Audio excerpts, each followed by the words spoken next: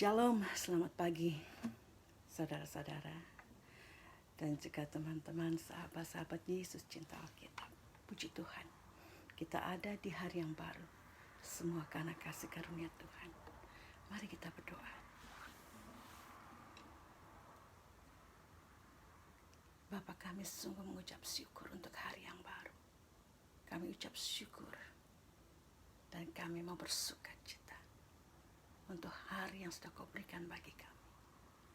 Terima kasih Bapa, biar kami mempunyai attitude yang positif, pikiran yang positif, yang berkenan kepada Engkau untuk menjalani hari ini.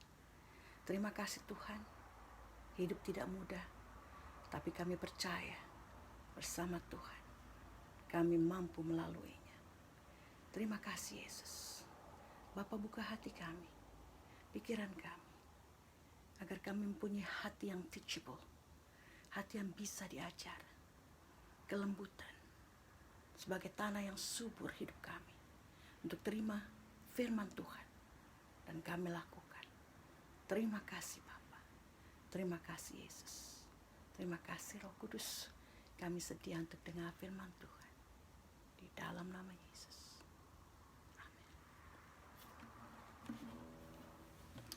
Mari saudara kita masuk dalam pujian. Saya percaya ketika kita memuji Tuhan, ketika kita berdoa, ketika kita membaca firman Tuhan, urapan Allah ada di tempat kita, ada bersama kita. Urapan Allah yang akan menghancurkan setiap belenggu dosa kita, dan ada sorak kemenangan. Terima kasih Yesus.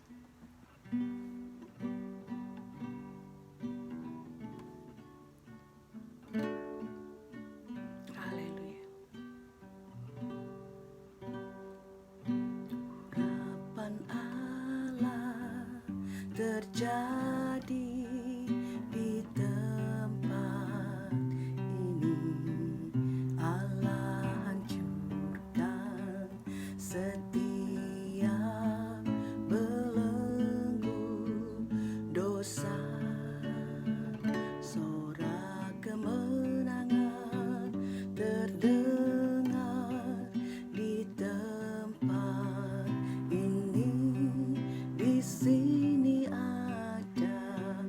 urapan baru. Kita nyanyikan sekali lagi.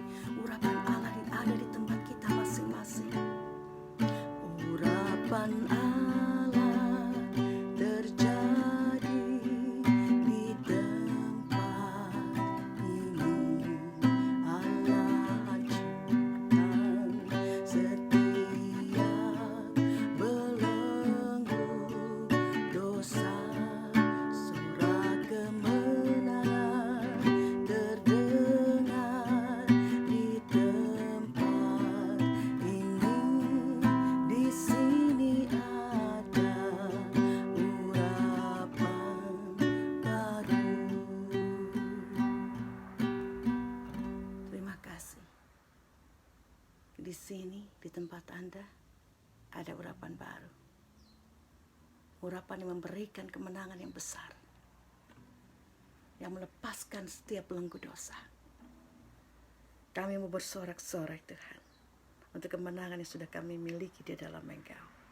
Haleluya. Mari kita baca firman Tuhan saudara.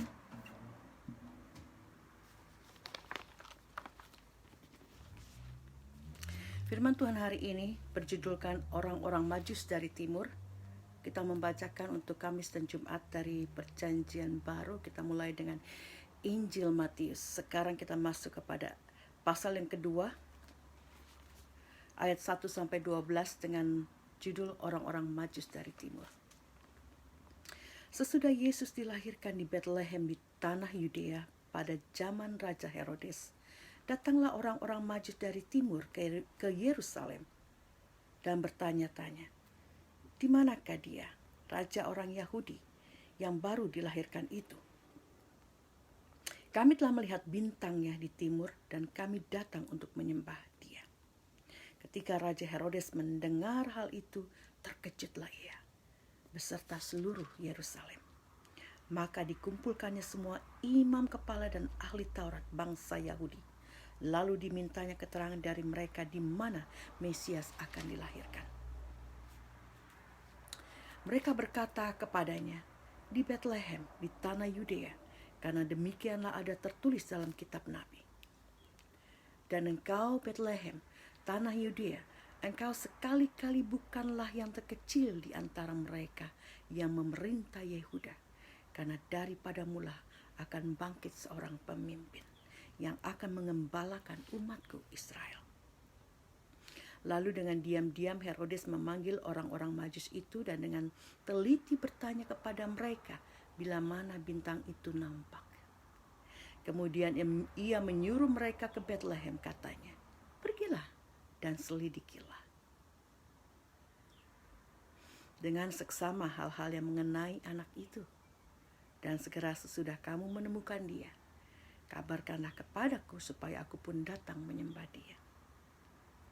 Setelah mendengar kata-kata raja itu, berangkatlah mereka. Dan lihatlah, bintang yang mereka lihat di timur itu mendahului mereka hingga tiba dan berhenti di atas tempat di mana anak itu berada. Ketika mereka melihat bintang itu, sangat sukacitalah mereka. Maka masuklah mereka ke dalam rumah itu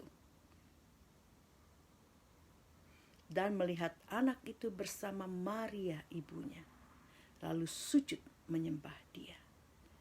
Mereka pun membuka tempat harta bendanya dan mempersembahkan persembahan kepadanya, yaitu emas, kemenyan, dan mur. Dan karena diperingatkan dalam mimpi supaya jangan kembali kepada Herodes, maka pulanglah mereka ke negerinya melalui jalan lain. Demikian firman Tuhan.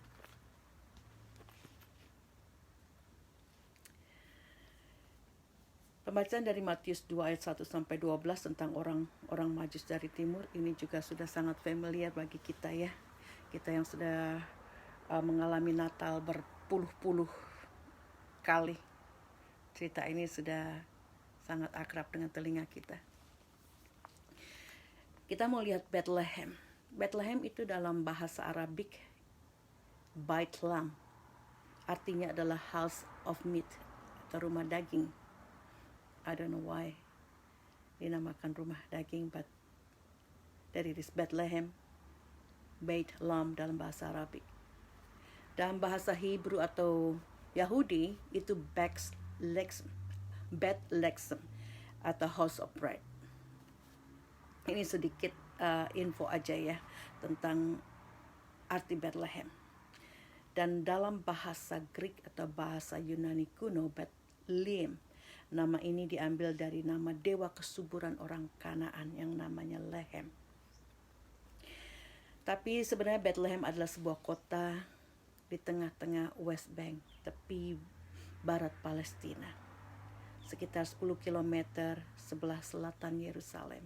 Saya belum pernah ke Israel, tapi yang saudara sudah pernah ke sana tentu sudah bisa membayangkan di mana tempatnya.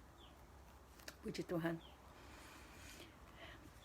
Maybe one day when borders open ya, jika border dibuka, kalau Tuhan berkati, kita bisa ke Yerusalem, ke Israel juga ya.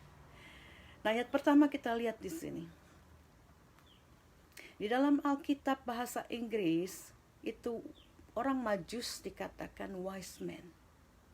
Tapi di bahasa Indonesia dikatakan orang Majus. Terus saya teliti apa sih orang Majus, karena kebetulan saya tidak mengerti arti Majus ya. Karena itu saya search, saya cari tahu. Dan setelah saya cari tahu, saya setuju dengan Majus daripada wise men. Karena wise men bisa berarti positif. Tapi Majus di sini kita akan lihat apa arti sebenarnya. Kali ini saya lebih suka makanya dengan translate dalam bahasa Indonesia dengan orang Majus daripada the wise men dari dalam bahasa Inggris. Orang Majus berasal dari kata magi. Ini bentuk jamak ya dari magus bahasa Latin atau magos bahasa Yunani. Magos sendiri datang dari kata Persia kuno magupati, yaitu suatu jabatan yang diberikan kepada imam dari sekte kepercayaan Persia kuno. Imam ini disebut Zoroastrianism atau yang sekarang disebut astrolog, ya, ahli ramal perbintangan.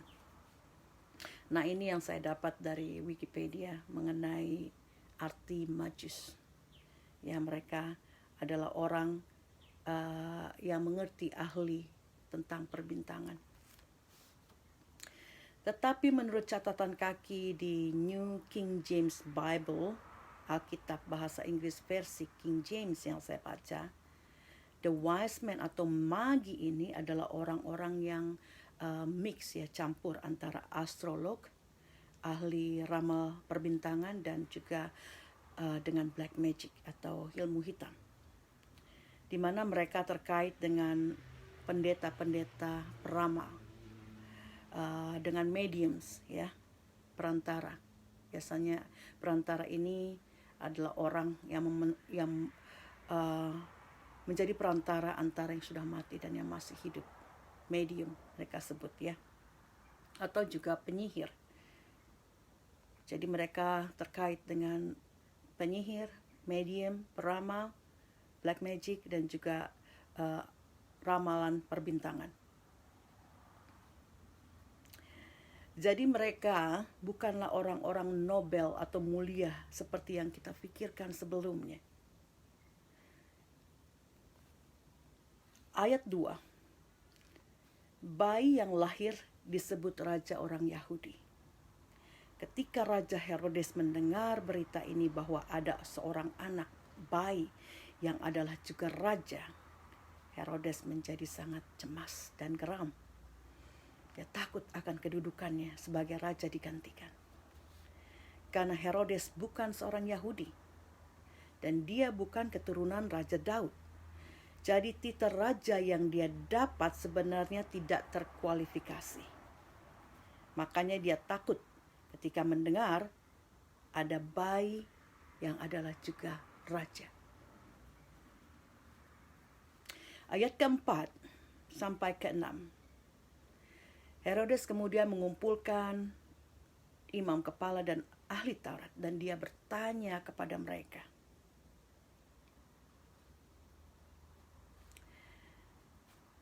Dia mau tahu di mana bayi itu dilahirkan. Dan ahli Taurat juga mengatakan, mereka bisa tahu, ya. Mereka mengatakan karena demikianlah ada tertulis dalam kitab Nabi. Mereka ahli Taurat, jadi mereka sudah tahu apa yang tertulis di Perjanjian Lama, karena apa yang dikatakan di sini.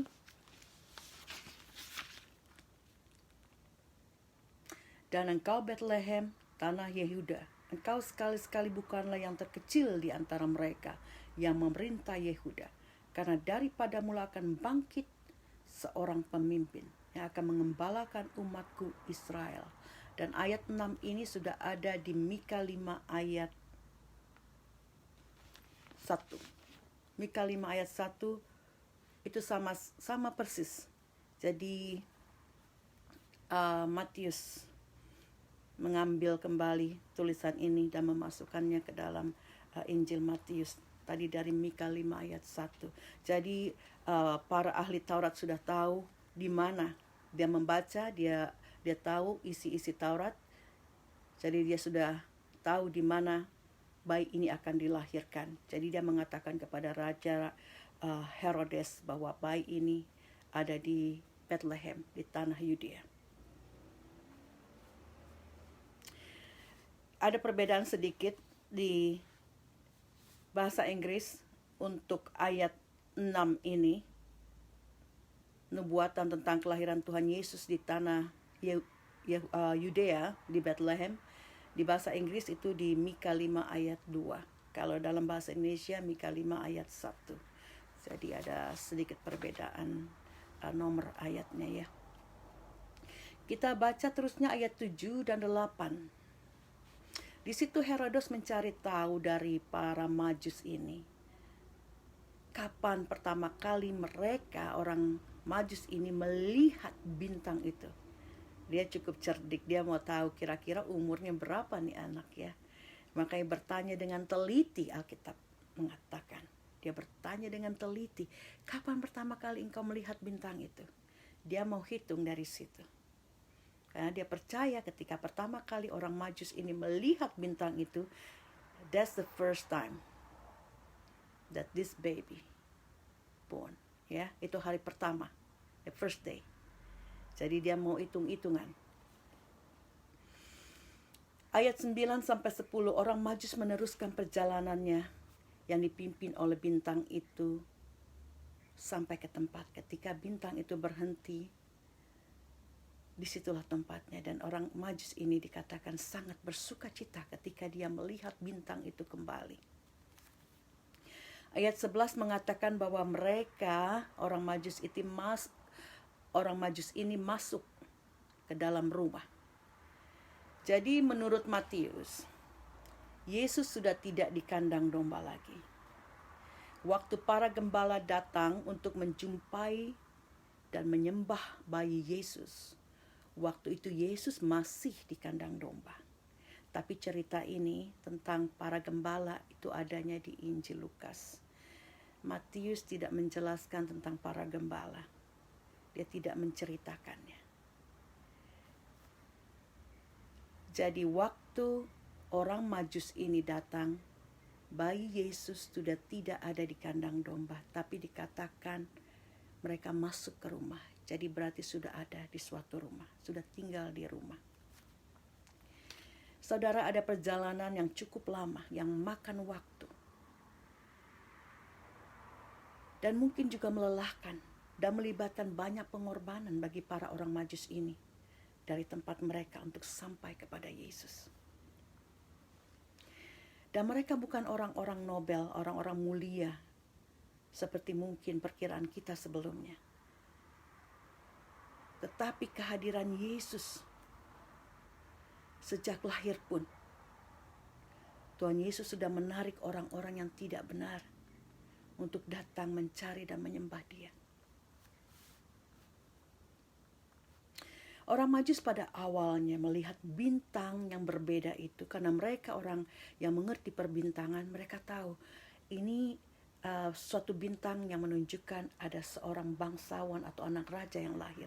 Mereka bisa membedakan satu bintang dengan bintang yang lain. Ya, jadi kenapa mereka mengikuti bintang ini?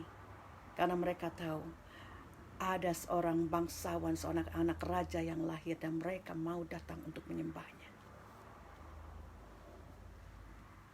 Mereka datang untuk menyembah seorang raja, seorang anak raja dunia. Tetapi yang mereka temui adalah raja segala raja.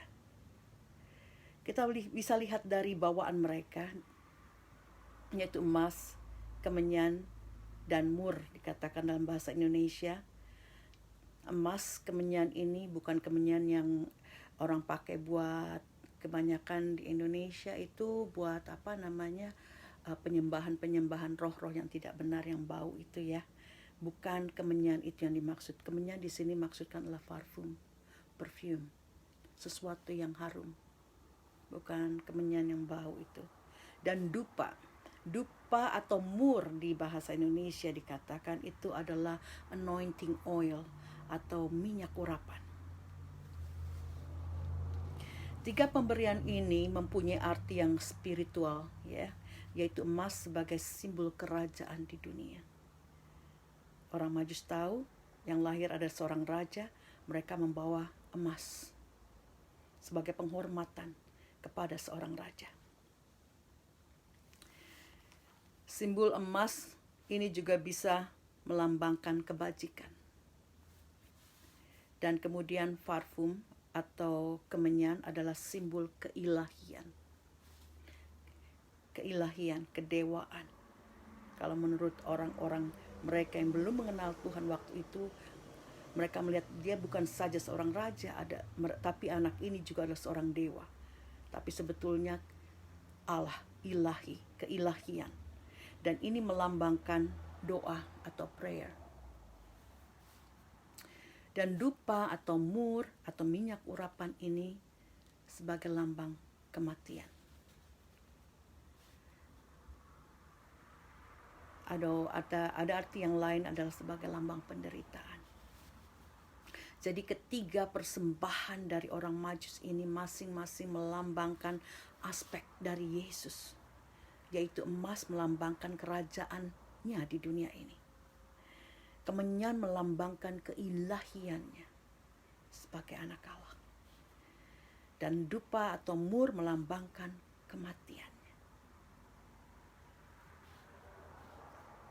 Tiga jenis persembahan ini adalah barang-barang berharga sebagai standar pemberian untuk menghormati seorang raja atau seorang yang didewakan dalam dunia kuno waktu itu. Saudara, orang-orang Majus yang asalnya adalah orang-orang peramal dan mereka yang bermain-main dengan ilmu hitam karena anugerah Allah. Mereka tertulis di dalam Alkitab. Mereka pergi untuk mencari dan menyembah raja dunia, seperti saya katakan tadi. Tetapi yang mereka temukan adalah raja segala raja. Mereka membawa persembahan yang terbaik untuk dipersembahkan kepada raja ini. Kita mau pertanyakan diri kita, saudara. Kita juga mau bawa sesuatu yang terbaik dari hidup kita, yang mau kita persembahkan kepada Yesus. Apa yang mau saudara bawa untuk saudara persembahkan kepada Yesus? Mari saudara, kita serahkan tubuh, jiwa, roh, dan hidup kita kepada Dia. Haleluya. Tuhan Yesus memberkati. Mari kita berdoa, saudara. Kita berdoa untuk saudara yang sakit, yang masih mengalami kesakitan. Saudara, saya ingatkan dan saya beri advice, jangan jemu-jemu untuk berdoa. Baca firman Tuhan, engkau mungkin tidak bisa bangun dari tempat tidur, tapi kalau engkau masih bisa mendengar atau melihat, engkau punya HP atau mobile, ya, pasang lagu-lagu rohani atau firman-firman, khotbah-khotbah, dengarkan. Kalau engkau masih bisa baca bangun, tidak terlalu pusing kepalamu, baca firman Tuhan, berdoa. Pakai imanmu. Berbahasa roh kalau engkau sudah bisa. Aktifkan imanmu. Aktifkan rohmu. Lakukan, saudara. Tapi saya mau berdoa. Mari kita berdoa untuk orang yang sakit. Taruh tangan kiri saudara di tempat yang sakit dan tangan kanan kepada Bapa di sorga. Ya Bapa, ini kami anak-anak-Mu. Kami mau taat akan Engkau. Kami mau sembah akan Engkau. Kami percaya ada kuasa di dalam darah Yesus, anak-Mu. Ada otoritas yang sedang Kau berikan kepada kami. Karena itu kami perkatakan kekuatan, kesembuhan bagi setiap bagian di dalam tubuh kami. Di dalam nama Yesus. Oleh bilur-bilur Yesus. Oleh darah Yesus. Semua sudah selesai. Semua finish. Pesakit penyakit selesai di dalam nama Yesus. Tubuh kami adalah bait Roh Kudus. Tidak ada yang jahat, yang jelek di dalam tubuh kami. Bait Roh Kudus membersihkan tubuh kami. Terima kesembuhan daripada Tuhan Yesus. Di dalam nama Yesus engkau sembuh, engkau bangkit, engkau sehat. Haleluya. Kita mau berdoa untuk kita atau mereka yang masih cari pekerjaan dan bergumul dengan kebutuhan sehari-hari. Mari kita angkat kedua tangan kita kepada Bapa di sorga, sumber segala sesuatunya itu. Bapa, kami muliakan Engkau, kami sembah Engkau. Engkau yang mulia, Engkau yang baik, Engkau yang menyediakan segala sesuatu yang kami butuhkan. Engkau Jehovah Jireh, Allah yang menyediakan. Bapa, kami berdoa saat ini untuk saudara-saudara kami, untuk mereka yang membutuhkan pekerjaan, mereka yang dalam kekurangan secara ekonomi. Kami percaya Bapa, Engkau tidak tinggalkan mereka yang memanggil dan berteriak kepada Engkau minta tolong. Kami percaya berkat-Mu sudah tersedia untuk turun kepada mereka. Biar mereka terus berteriak, mengetuk, meminta Bapa dengan tidak jemu-jemu. Dan kami percaya Roh-Mu akan tercurah pada waktu Engkau yang tepat. Engkau mau mengajarkan kami untuk setia dan sabar. Terima kasih Tuhan. Kami berkati mereka di dalam nama Tuhan Yesus. Berkat turun atas Engkau, asal Engkau setia dan taat. Engkau mendapatkan pekerjaan. Sandang, pangan, papan akan tercukupi untuk Engkau. Allah kita Allah yang kaya. Kita anak raja. Terima kasih Bapa. Terima kasih di dalam nama Yesus. Berkat kepenuhan ada pada mereka. Amin. Saudara, kita mau berdoa untuk segala pergumulan kita, apapun itu. Mari kita yang masih mempunyai hati yang tidak benar, kita minta ampun kepada Allah, supaya hati kita dibersihkan. Ini doa saya juga setiap hari, setiap saat. Saya mau seperti Daud, Raja Daud. Search my heart, Lord. Cleanse my heart. Bersihkan hatiku, Tuhan. Dan juga lihat hatiku kalau ada yang tidak benar. Engkau berikan hikmat bagiku untuk mengetahuinya. Mari saudara, kita berdoa untuk ini. Taruh tangan kiri kita di dada. Kita mau merendahkan hati. Kita mau Allah menggantikan hati kita yang tidak benar dengan yang baik. Kita mau Allah menyucikan, membenarkan hati kita. Dan kita mau angkat tangan kita kepada Bapa di surga. Meminta untuk menguduskan hati kita. Mari kita berdoa. Bapa, kami angkat tangan kami kembali kepada Engkau. Sebab Engkau saja yang layak kami sembah, kami puja. Engkau melihat tangan-tangan yang ditaruh di dada Tuhan. Kami merendahkan hati kepada Engkau. Kami meminta kepada Engkau untuk menguduskan hati kami, menyucikan, mengambil dari hati kami hal-hal yang tidak benar dan membuangnya. Ganti dengan hati Kristus, hati yang mengasihi. Terima kasih Tuhan. Kami mau taat. Kami mau dengar-dengaran. Kami mau selalu siap diajar. Bapa, kami berdoa saat ini. Dengan kuasa daripada Tuhan Yesus. Dengan otoritas yang sudah kami terima. Untuk memperkatakan kepada roh-roh yang tidak benar. Roh percabulan. Roh kedengkian. Roh marah. Roh keterikatan akan obat, akan minuman keras, akan kebiasaan-kebiasaan buruk, kami patahkan di dalam nama Yesus. Bapa, terima kasih. Isi hati kami, isi hidup kami dengan sesuatu yang benar. Karena itu kami belajar firman Tuhan tiap hari Tuhan, supaya kami dipenuhi oleh kebenaran firman Tuhan, supaya kami tahu dan diberikan hikmat. Terima kasih Bapa. Kami percaya Tuhan berkati mereka semua saat ini yang merendahkan hati dan angkat tangan kepada Engkau. Engkau sudah memberikan hati yang baru kepada mereka, dan hidup mereka juga akan menjadi baru. Roh Allah tinggal di dalam hati mereka, menguasai hati dan pikiran mereka, menguasai tubuh mereka, hidup mereka untuk kemuliaan Tuhan. Terima kasih Bapa. Terima kasih. Kami tak akan jemu-jemu memuji Tuhan. Kami tak jemu-jemu berdoa dan meminta. Kami tak jemu-jemu untuk datang kepada Engkau. Di dalam nama Yesus kami terima kepenuhan, kesembuhan, kekuatan, sukacita, damai sejahtera untuk melalui hari ini. Bagaimanapun tantangan di depan kami siap karena Allah beserta kami. Immanuel. Haleluya. Amin. Terima kasih saudara. Tuhan Yesus memberkati hari saudara hari ini dan juga hari-hari berikutnya. Bawa sukacita Allah. Bawa sukacita Allah.